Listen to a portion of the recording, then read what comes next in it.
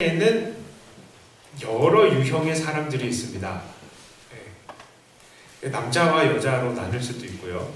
또 뭐 어린아이, 장년, 노년 이렇게 나이별로도 나눌 수 있고, 또 특히 뭐 요즘 사람들은 이렇게 얘기하죠. 세상에서 필요한 사람과 필요하지 않는 사람, 이렇게 뭐 있으나 마나한 사람 이렇게 구분하기도 합니다. 또 한동안은 사람들을 혈액형으로 나누기도 하죠. 뭐 A형은 소심하다든가 B형은 성격이 까탈스럽다든가 뭐 그런 식으로 이야기를 하죠. 앞에 있는 윤지훈 목사는 A형 같습니까? B형 같습니까? AB형 같습니까? O형 같습니까? 한번 맞춰보세요. 네? A형? 제가 소심해서 A형 같죠? B형입니다. 성격이 얼마나 그런지 같이 사는 사람이 고생하고 있습니다. 주연 나오면 어떡해. 실망입니까? B형이라서.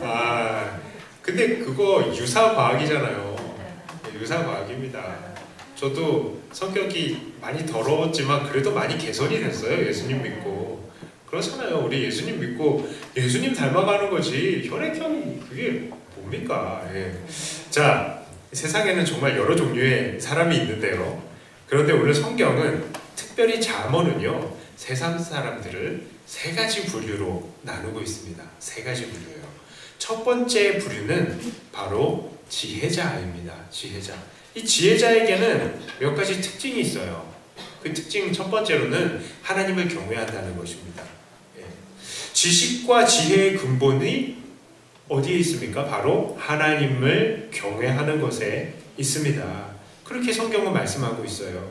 하나님을 두려워하는 사람들은 지혜로울 수밖에 없습니다. 왜 그러냐? 이 세상이 하나님의 법칙대로 돌아가기 때문입니다. 하나님은 이 세상을 그분의 지혜로 세우셨고 또 그 법칙대로 섭리하시면서 유지하고 있습니다. 세상의 모든 것들은 모든 물건들의 용도가 있잖아요. 그 용도에 맞게 쓰게 하기 위해서 또한 설명서가 있습니다.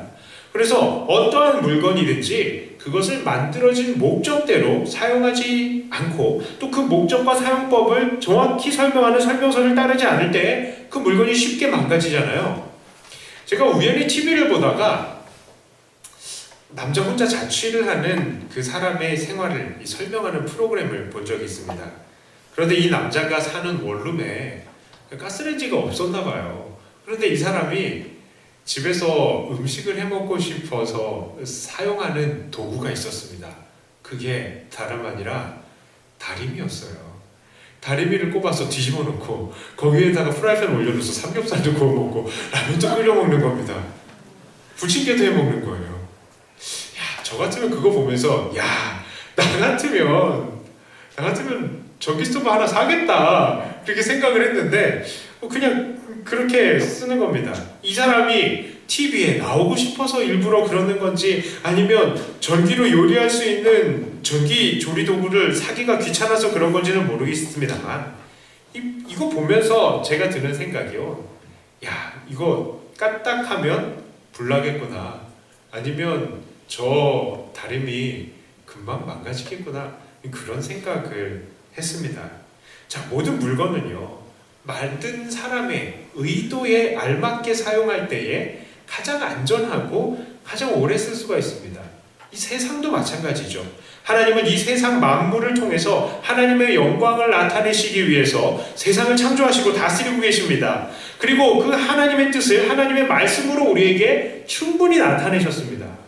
그렇다면 이렇게 하나님의 뜻대로 이루어지는 세상 속에서 하나님의 뜻을 존중하는 사람이 복되겠습니까? 뜻을 존중하지 않는 사람이 복되겠습니까? 당연히 하나님의 뜻을 존중하는 사람이 복이 되는 것입니다. 자, 그러므로 하나님을 경외하는 이야말로 진정으로 지혜로운 사람이다 라고 말할 수 있는 것입니다. 두 번째로 이 지혜자는 하나님의 훈계를 자기의 것으로 만들어내는 사람입니다. 그 무협지나요, 홍콩 영화 이런 데를 보면은 여러 무술들이 나와요. 저는 종종 좀 생각을 멈추고 싶을 때 무협지를 봅니다. 아니면 무협 영화를 봐요. 얼마나 호쾌한 액션들이 막 나오는지 파파파파파파 시원합니다. 자, 그런데 여기 보면은 각종 여러 무술들이 나옵니다. 그 뭐 동물의 형상을 따라서 뭐 호권, 뭐 사마귀의 형상을 닮은 당나귀 이러면서 뭐 그래요. 그런데 이 모든 무협 중에 무술 중에 무공 중에요.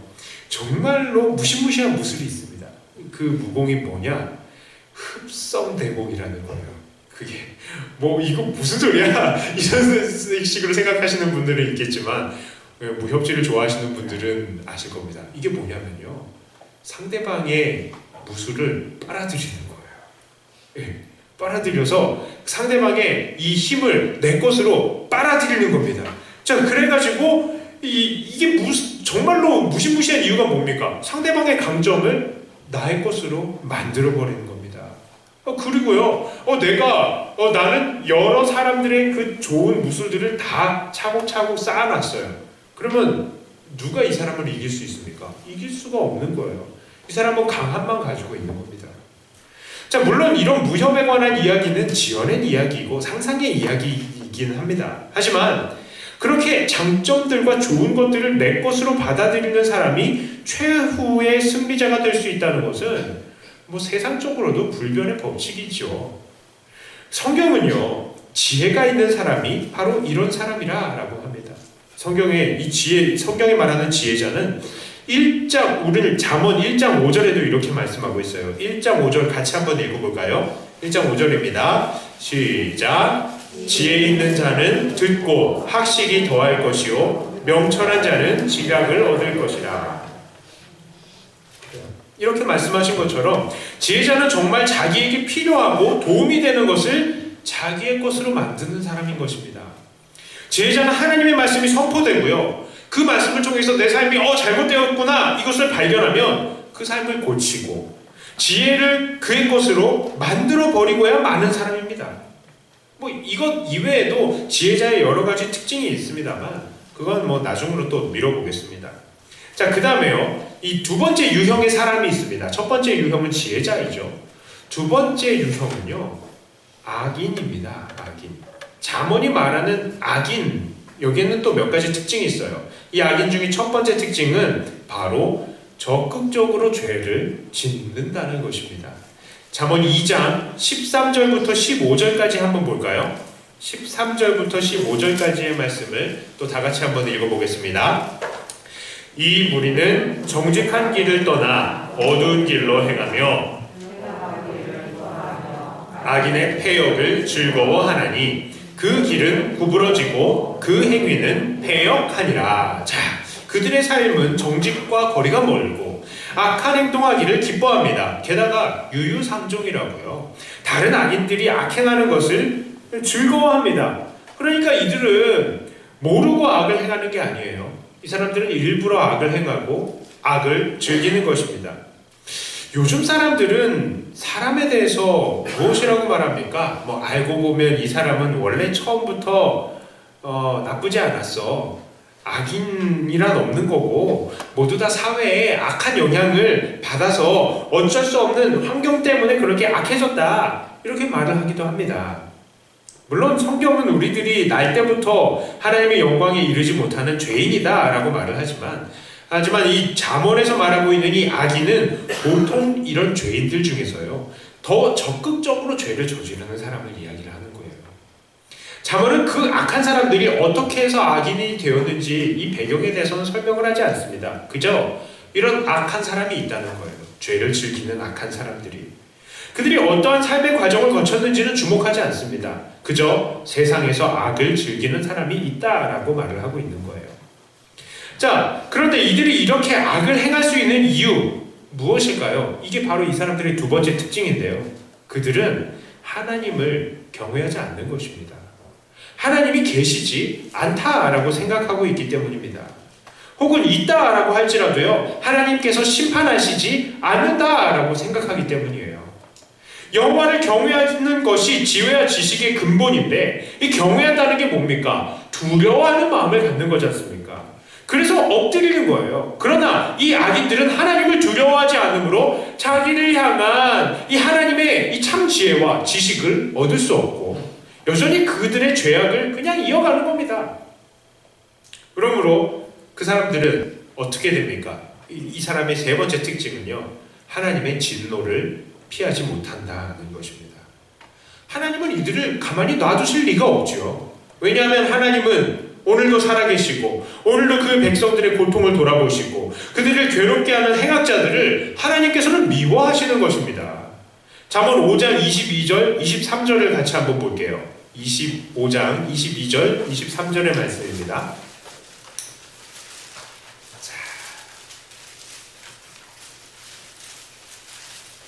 함께 읽습니다. 악인은 자기의 악에 걸리며 그 죄의 줄에 매이나니 그는 훈계를 받지 아니함으로 말미암아 죽겠고 심히 미련함으로 말미암아 혼미하게 되느니라. 이 사람들의 결과예요. 결국 공의로우신 하나님께서는 이들을 멸하시고요. 이 악인들은 하나님의 진노를 면하지 못하고 마지막 날에 고통 가운데 신음하게 되는 것입니다. 자, 그런데 여기서 특별히 강조하고 싶은 또 다른 유형의 사람이 있습니다. 그 사람은 바로 세 번째 유형의 사람, 바로 어리석은 사람입니다. 어리석은 사람. 이 성경은 이 어리석은 자라고 표현을 하고 있는데 어쩐지 이게 너무 바보 같다라고 생각할 수 있지만 이 단어를 직역을 하면요, 구체적인 뜻은 바로 단순한 자입니다. 어리석은 자는 단순한 자라고도 할 수 있습니다. 그런데 이 어리석은 자는 어떤 특징이 있느냐? 첫 번째로는요, 자기를 안심하는 사람이에요. 자기를 안심하는 사람. 자, 잠언 14장 16절의 말씀입니다. 14장 16절. 아이고, 막 빨리 넘어간다. 예. 자, 그냥 앞에 읽어요. 같이 읽습니다. 지혜로운 자는 두려워하여 악을 떠나나 어리석은 자는 방자하여 스스로 믿느니라. 자, 또요. 잠언 1장 22절이요. 1장 22절. 잠언 1장 22절. 다 같이 화면을 보시고 있습니다. 너희 어리석은 자들은 어리석음을 좋아하며 거만한 자들은 거만을 기뻐하며 미련한 자들은 지식을 미워하니 어느 때까지 하겠느냐. 자, 이 사람들 첫 번째 특징, 바로 경고를 듣지 않고 쉽게 안심한다는 것입니다. 왜냐하면요, 이들은 방자하고 스스로를 믿기 때문입니다. 자기의 어리석음을 좋아하는 거예요. 그냥 자기 상태에 아무런 문제를 발견하지 못하고 있는 겁니다. 나 아무 문제 없어. 나 이렇게 사는데 뭐? 하고 그냥 살아가는 거에 대해서 그냥 문제가 없다는 거예요. 그렇게 느낀다는 겁니다. 자기 자신을. 이런 사람들은 자기의 선택에 아까 전에 말씀드렸듯이 잘못된 것이 없다라고 믿습니다. 자기는 항상 올바르다라고 생각합니다.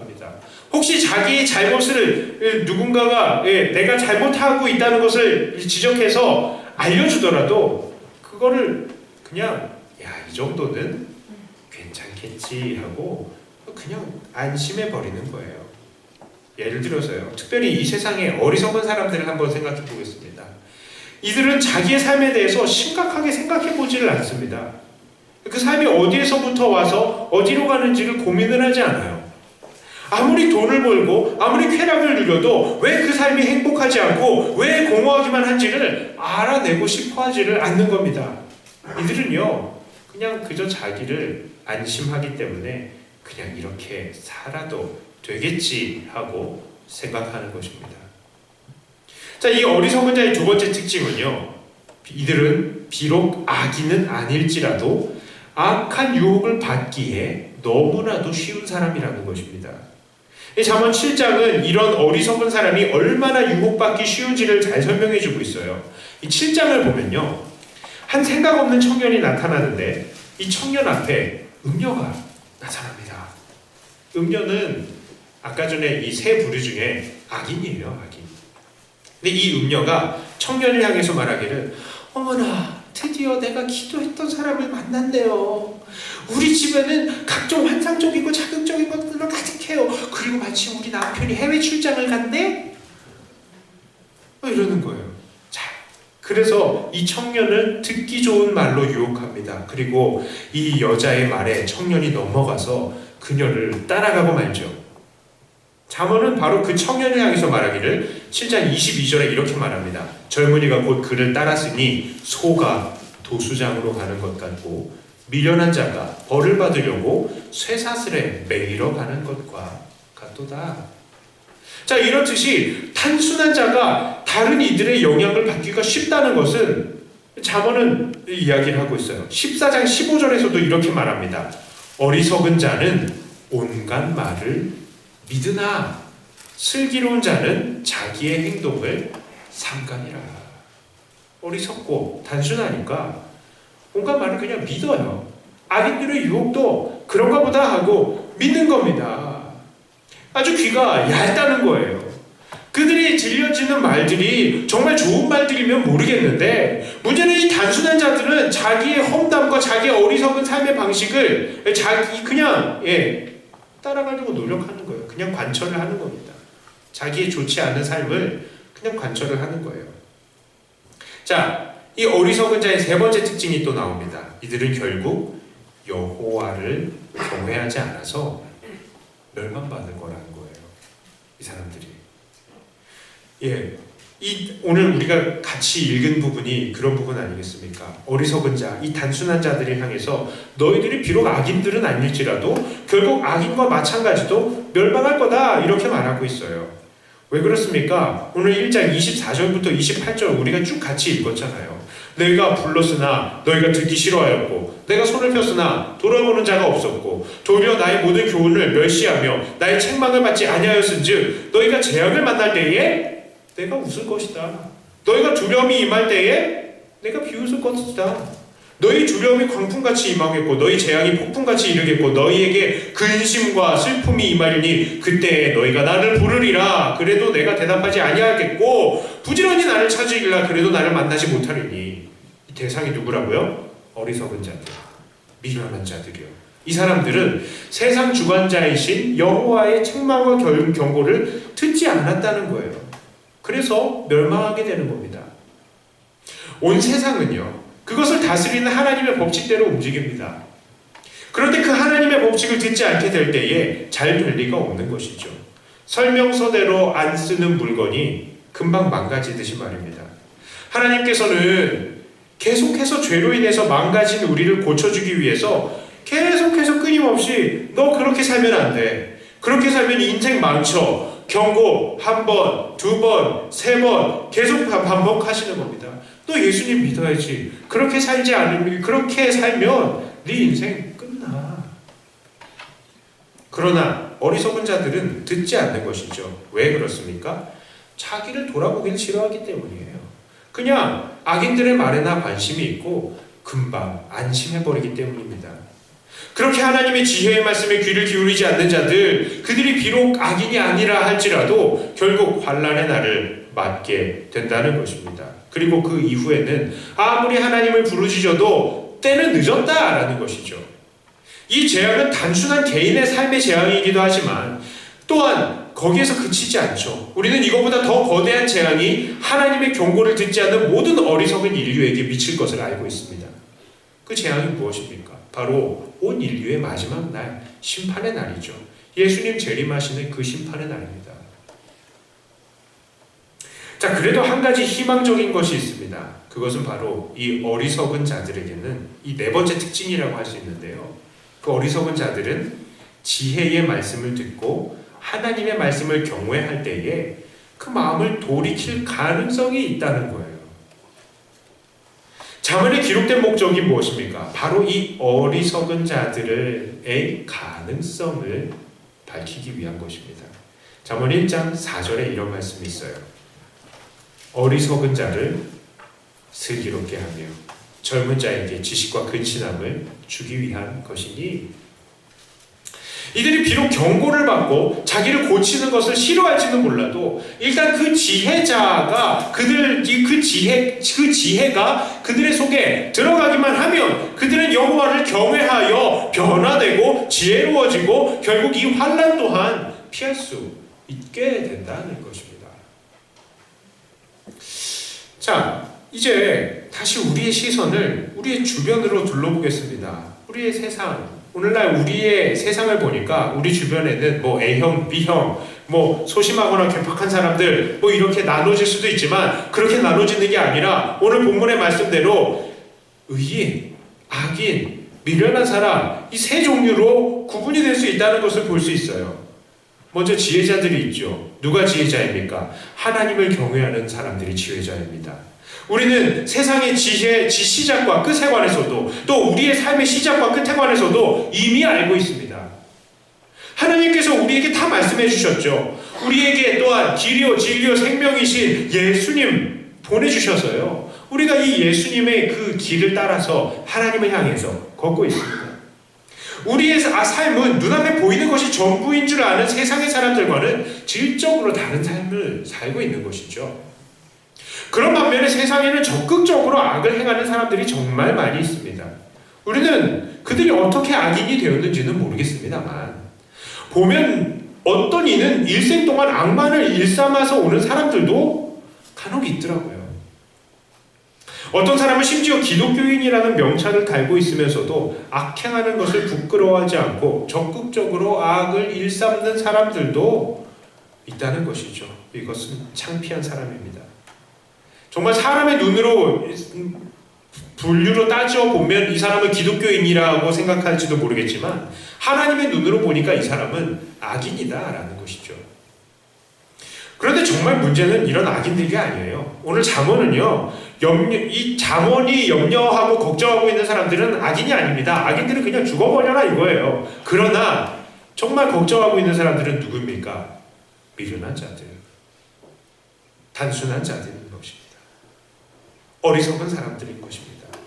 세상과 모든 인류를 향하신 하나님의 뜻과 계획을 알지 못하는 이들, 이 어리석은 사람들은요, 이 악인들과 함께 이 세상의 눈앞에 보이는 것들에 붙들려서 아등바등 살아요. 그러다가 결국에는 심판에 넘겨질 것입니다. 그게 바로 어리석은 자들의 운명이라는 것입니다. 그래서 오늘 본문의 잠언 또한 이 미련한 자들이 이 지혜의 말씀을 듣고 지혜로워지고 이 지기를 촉구하는 거예요. 자, 오늘 우리 주변에 있는 사람들은 어떻습니까? 오늘 우리 주변에 있는 사람들이요, 이들이 정말 듣고 깨달을 가능성이 있는 사람들이라면, 이들이 정말로 듣고 예수님을 영접하고 하나님을 경외하고 인생의 참된 길을 걸어갈 수 있는 사람들이라면 우리가 그들을 위해서 할 수 있는 것은 과연 무엇이겠습니까? 우리는 그들에게 참된 지혜를 전파해야 하는 것입니다. 오직 우리 예수님 말이 길이요 진리요 생명이라고 가르쳐야 하겠습니다. 지혜가 성문에서 외치며 미련한 자들을 불렀던 것처럼 우리가 정말 이 세상을 향한 하나님의 참 지혜와 지식을 가지고 있다면 우리는 그것을 선포해야죠.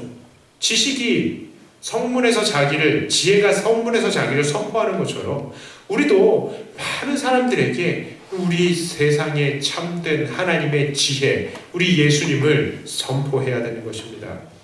물론 우리들의 이 한두 번 외침과 가르침에 이 사람들이 변화되지 않을 수도 있어요. 왜냐하면 그 사람들은 변화를 좋아하지 않잖아요. 그게 그 사람들의 특징입니다. 우매한 사람들의 특징이에요.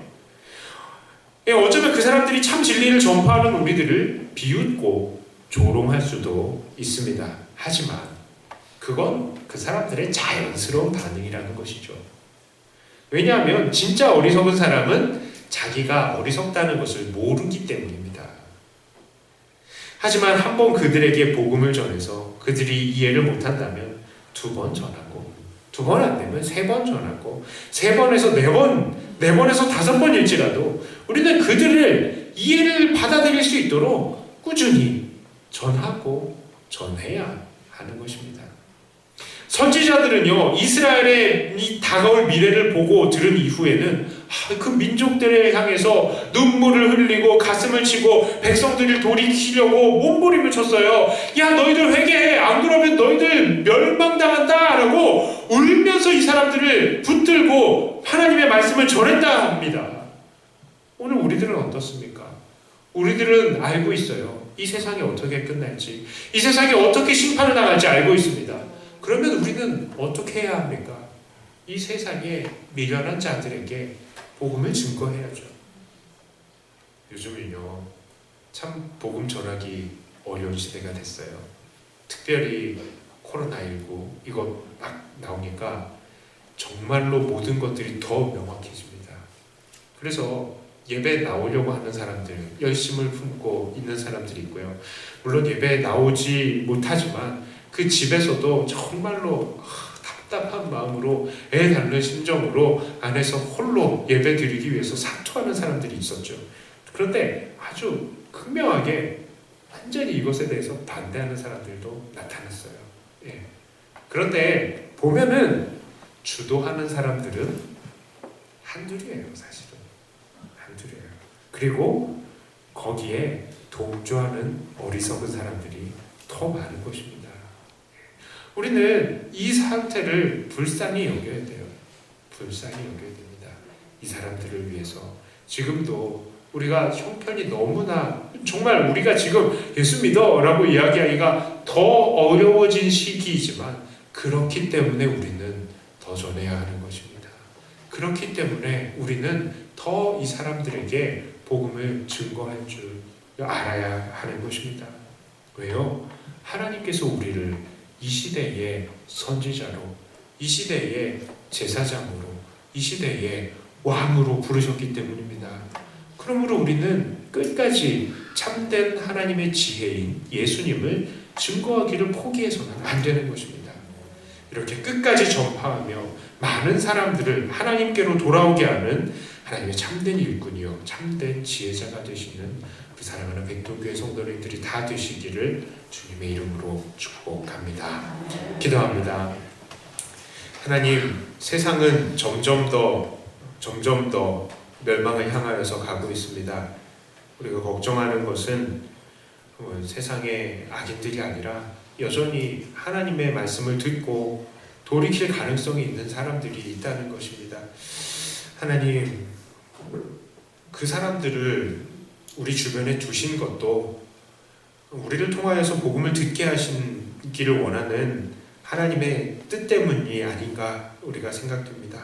하나님, 우리의 이웃들, 우리의 가족들, 여전히 믿지 않는 이들에게 오늘도 복음을 증거하는 우리가 되게 하여 주시고, 이 사람들이 어떻게 하면 이 복음을 잘 이해할 수 있을지, 잘 받아들일 수 있을지, 우리가 어떻게 하면 그 말을 조리 있게 잘 할 수 있을지, 하나님 우리의 입술에도 지혜를 주시고 할 말씀을 넣어 주시옵소서. 그래서 우리가 말씀을 증거할 때에 그들의 마음을 움직이시고 하나님 예수님을 영접하는 놀라운 역사가 있게 하여 주시옵소서. 감사를 드립니다. 우리 주 예수님 이름으로 기도드리옵나이다. 아멘. 자, 받은 말씀